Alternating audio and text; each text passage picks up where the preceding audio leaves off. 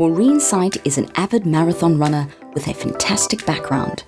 In this episode of Speaking from the Heart, Maureen tells us how she survived it all, from wars to teenage pregnancy and even living as a refugee in multiple countries. My name is Maureen Sight. I was born in Uganda, East Africa. Being a child, I grew up in the village of Toro, T-O-R-O, Toro, which is in Fort Portal, in Uganda. I grew up with my grandmother. My grandmother is the person who I know who raised me. And she did the mother part. So my mom left me, I believe, like I was 1 year or 2 years old. My mom was the first lady when they opened the East African Airways, so she was gone. So I really never saw my mom come back. Maybe a year, maybe 2 years, maybe no. I remember when I was in primary school when she came like twice, but that's the memory I have. But I never liked her. Even if she came to the village, she would spend like maybe a night or two, and then she's gone. So I never have anything that I can remember that I did with my mom. My mom, you know, we did things together, or she counseled me with, women thing, girls thing, or things like that. I didn't have that. My grandma was a mostly hardworking woman, and she woke up before I think she would wake up from 4 o'clock. And when she had the first rooster, she'll be up and she'll be praying Hail Mary full of grace, and she'll wake us up, and we'll have to wake up to pray with her, and before we start any other chores on the farm. So we prayed, and then we headed to the farm. The environment actually we grew up wasn't the environment of these days. The environment was a totally different environment because we lived in a house which wasn't a mud house. It was not like the nice home, but it had love in it. And we shared, we had like one bed that we lived with my other cousins. We all laid in, and our bed was very simple. It was a grass bed. It was not like a cotton nice bed, but we all lay there. And we'll find like about 6 of us or 7 of us, 8 of us. We're lying, it's just like a one lay like that, and we all cover all of us together. But providing the food, we had plenty of food, but as I said, we didn't have breakfast, we didn't have lunch, but because we are working, just work and work, and we didn't have even time. We never even thought about the lunches and breakfast. We only had one meal in a day. We took care of cows, we took care of goats, we took care of chicken, and before that and after we finished, we head to school. So we walked miles and miles to go to school. We didn't have transportation. We didn't have shoes. But how we dressed going to the farm, and then from the farm to school, we had to wear our uniform inside and then the home dress on top. So when we had the first bell, drum, and then you take off that, then you go rinse off from a river, quick, you rinse off, and then you cut a grass. There was certain grass we used, which you would brush your hair, and then you use that to comb your hair, and then you rush. You take miles and miles to go to school. We had like maybe 10 kilometers to go to school, walk, and 10 kilometers back. So no transportation, and barefooted. And we hadn't eaten a breakfast. We did chores for the home first, and it was like you had to work first before you go to school, And then from school, it's the same thing. You work, you carry the firewood, we carried fetch water to the river, and we had to grind millet or cassava, and we used the stone to grind. So we did a lot of work at the farm, and we never complained, but we respected the elderly, and whatever they told us, we did. And we never saw like there was something wrong, and we actually never had time even to play with our neighbors. We never had that. We worked hard. Those were our challenges. We worked. My dad, I met him after I finished my primary school. And it was through an introduction of my mom's friend. And she asked me, she says, promise me, don't ever tell your mom that I have introduced you to your father. And I met him my high school, my first year of high school. But you imagine you grow up with no dad, no mom, but you meet this strange guy. He's like strange to me. I don't know whether it's my dad, but I'm introduced, this is your father. So that's how I get to know, to meet him. But that was in my high school. But I didn't have there's something I can remember, okay, I was in high school, I'm already adult, but I don't have anything with my father, say, I did this with my father, we did things together. Now. Yeah, but even I stayed with him 1 year, and things didn't go well because there was a stepmother in the house. Then my auntie on my father's side, they had to take me somewhere else. So bouncing from my father, just getting to know him, the stranger guy, very strange, and his strange wife, Then I moved to the aunties to live with them. Being young and being in the primary school, and it has made me who I am. Those are the things that I can remember that I got up to now, because I love running. And when I'm in States, I'm always, registering for races of marathons. At my age group right now, I'm just turned 64. I would do over 10 a day or 10 kilometers a day. And sometimes a mix up 5K, 10K, 5K, 10K. But when we do the competing, mostly I've been number one, my age group running. And I've been 2 times 2, but I've been always number one. But I love running and I look forward. Yeah, I'm always motivated to go. I would say funny memories. It wouldn't be funny. Actually, it was very quiet because we didn't have a radio. There was no TV. My grandma would get news if there was a war, something going on in the country and overseas. Our neighbor had a radio. So he would come and tell my grandma, or there is something going on here, or there is a war, we gotta ready, we gotta move, we gotta run. And those are the things. We didn't have a TV. We didn't have toys kids these days have so many toys to use to play. We didn't have those. And we didn't have actually socialize with other neighbors' kids that we have time to play together. No, we didn't have that. Coming up next, Maureen speaks about life as a refugee. Most of the people in Kenya, if you're trying to speak in English, they have their pride. It's their language. So surviving was, to speaking Swahili was a survival.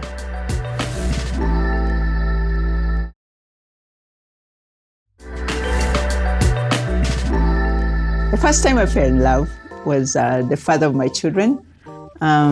We met when we were young. We were very young, but we grew up together. And then when I was in my high school, that's when we started liking each other in my high school. But we grew up together like kids, but then I was moved to the village. I grew up from a Catholic background because my grandma was a Catholic. and we used to go to church and in Catholic school, Catholic church, Catholic schools. Even that's where we attended, and going to church also. We had one dress to wear. We didn't have like plenty of clothes to wear going to church. We only had one, and it was a white dress, and that's it. So, yeah, and then after I left home, when I got married with the father of my children, then I became a Seventh-day Adventist. We moved to Kenya in 1977. During the war of Idi Amin, so we migrated in Kenya. So we lived in Kenya as refugees from Uganda. So we were given asylum as refugees in Kenya.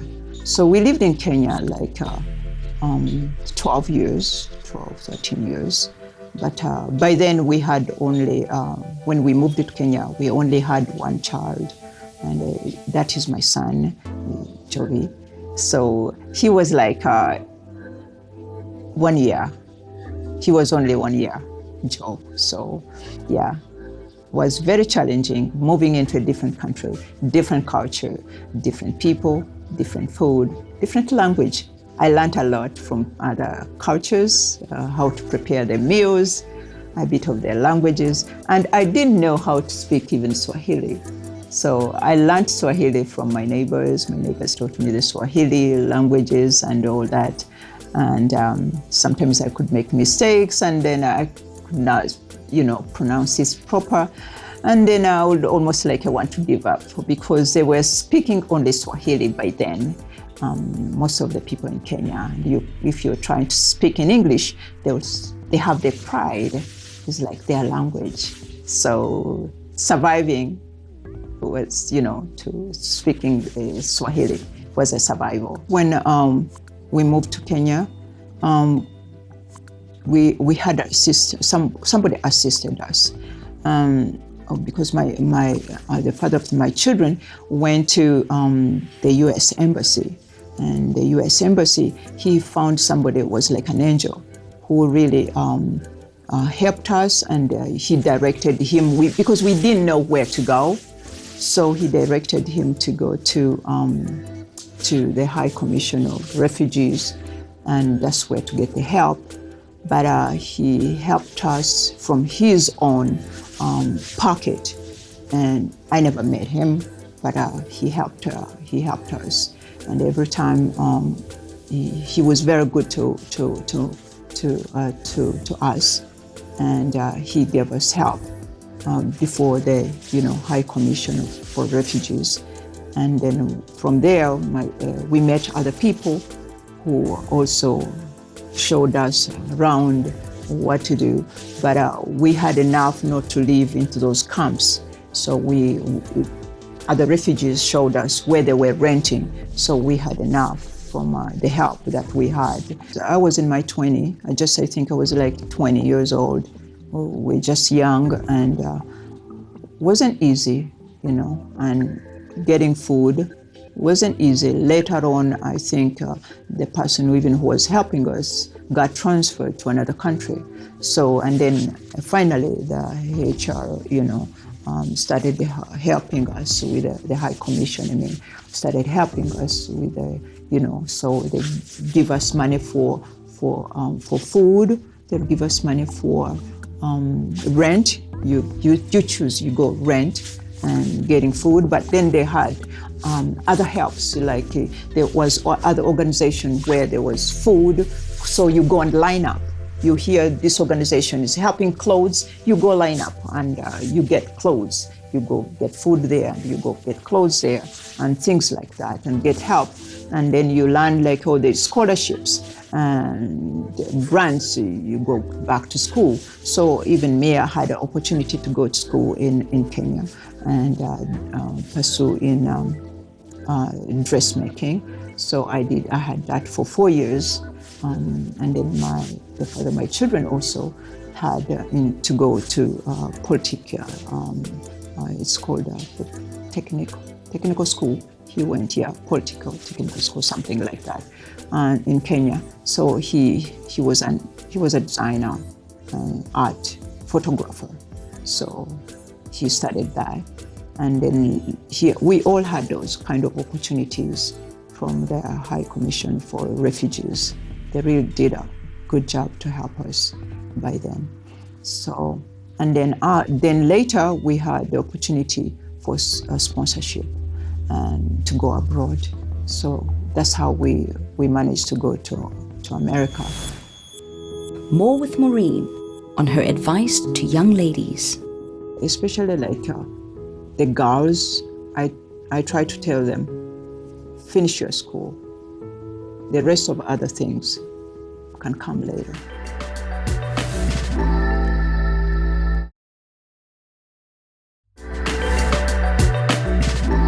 The whole process moving to Kenya, as I said, we were helped by the United Nations High Commission, and there was scholarships. There was scholarship for those who can go outside abroad and study. They had opened those opportunities, and they had also sponsorship for those to move families, especially those who are struggling in the country.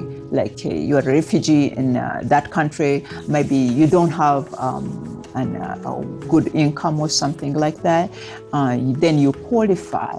But at first we were denied of application. They said, oh, we don't qualify because the father of my children, he was an artist and he was working. So they wanted to take people who are not working, who don't have anything.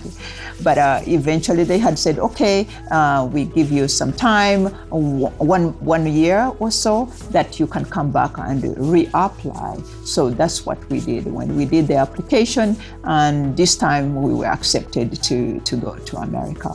So that opened a lot of opportunities and for my children, and it wasn't like it's easy to get there in America. You imagine the culture, the food, the people, the language, and all that. But first, the kids, we were helped by, once you're sponsored, then there is other who are waiting you on the other end. So they're organized, very organized, make sure they put you in the church where you belong, because we were sponsored by another church organization, but that church organization, make sure they put you in your own church where you belong. So they do the arrangement and they wait for you. And then they take you in, they pick you at the airport, they take you into they had church camps and all that. So we stayed at the church camp, and then from the church camp, then they organize, and one of the church members takes us into their home. Then we lived with them. They're all elderly people, couples, and then they didn't have children. So, and their children had already moved out. They had a big house. You imagine the two of them had to cook for us with the five of us, there are how many? 3 children, me and 5 of us, and but they actually the Seventh-day Adventist church in New York did a very good job, and they all were organized. Every morning we had a family bringing in for breakfast, and we had family who brought in lunch, and we had a family who brought in dinner. So, and then this family will put everything together to make a meal for us, and we stayed with them for quite some time until the church members, or all of the church members, worked together to put up a house. There was one of the church members, he said, oh, I just bought this building, and this building, I just bought it. He had just bought the building, but nobody was living in it. So they all worked together. Who is painting, who is doing this, who is doing whatever. So, and then brought in the furniture. People donated stuff, and then they put us there. Then the church continued to make the monthly rent for the other church member. So we had everything. Who brought us food? morning, evening, we had a lot of stuff. We didn't have anywhere to put them. And there was like one room, like a storage. And I was thinking like of my people in Africa that, I'm going to donate these things and ship them back to Africa because we had so much. And I'm like, I went to the post office and said, no, it's a lot of money. I'm like, I felt like I had to ask the church, could you please come and take these things back? Maybe they could be helpful to someone else because I couldn't ship them back to Africa, so I could help my African people who are, struggling. But getting back to American lifestyle and the way of eating was very, very difficult. To me, I was like, I'm used to my traditional meals and maybe green bananas and granuts and now, like, you can't find them in America. Like in Kenya, you eat pap, and then I couldn't find the pap, posho, and it was very difficult. So, but I had to adjust. But it took me a while to adjust to start eating. Like, you have to eat a sandwich. Me, I'm thinking a sandwich is like a bread for breakfast. Bread is used for breakfast, right? But over there, a sandwich is a meal. So I had to adjust with that. And then the kids had to go to school. Kids are going to school. We are all going to school. We had all those opportunities. We registered everything. They started registering, helping us. Who is going where we're going for social security or what to be registered in America. But all the church members helped us to show us the organizations and where to go to school.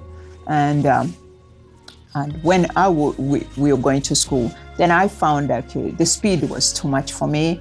I'm from a different country, and then understanding the English was like very, very difficult for me.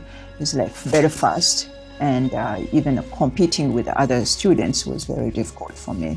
So I had to put a pause and let the kids finish school first. And once everybody had finished school and everybody had left, then I went back to school to finish. Then I had to get my associate, then get my, I had to renew, like get my high school first, because in America you have to have the American high school, not the African high school. So I had my high school, then associate degree of 2 years. Then I had to go for another 4, which I had for my bachelor degree. So those are the achievements I've done, and my kids are seeing them all being successful, but I look after and then see my kids have done this. What about me? I had to go and take care of myself. Job did into music, sounding and TV. Richard is already out of the house. He had into fashion merchandise. And then my daughter, she was doing her law school. Now she's a lawyer in California.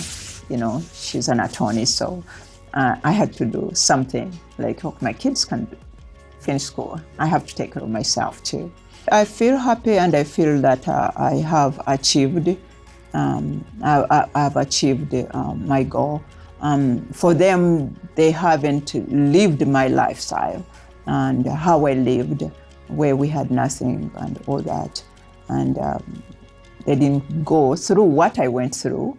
And, they were able to just mingle quick, with the American lifestyle.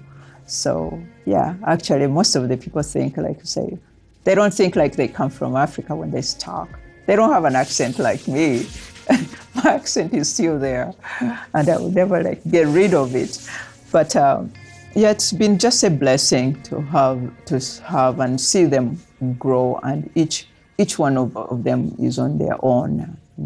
They're doing their thing, and they're not depending on me. I know them now. If I was to change, I would love to help my fellow African. That's my major. Put kids to school, make those who need shelter, help those who are in need, and things like that. But I try to do my best, what I can do. And what I can do, I can. Education is the key to everything. And it doesn't matter how long it will take you, but you'll eventually get there. Slowly you get there, you know. And I also make sure that the young ones or whatever, especially like the girls, I try to tell them, finish your school. The rest of other things can come later. But, you know, don't do it the way I did it when I was young. You know, you have a kid, you are young, you don't have any help, you know, don't do it. From where I came from, different, I came from village, from nothing, and to Kenya, from Kenya to America. And I had my education. I didn't have any education. And now I have education. So it doesn't matter where you come from, what race you are. You can be anybody. You can be anybody. Join the conversation on our Facebook page @Thando Channel and let us know what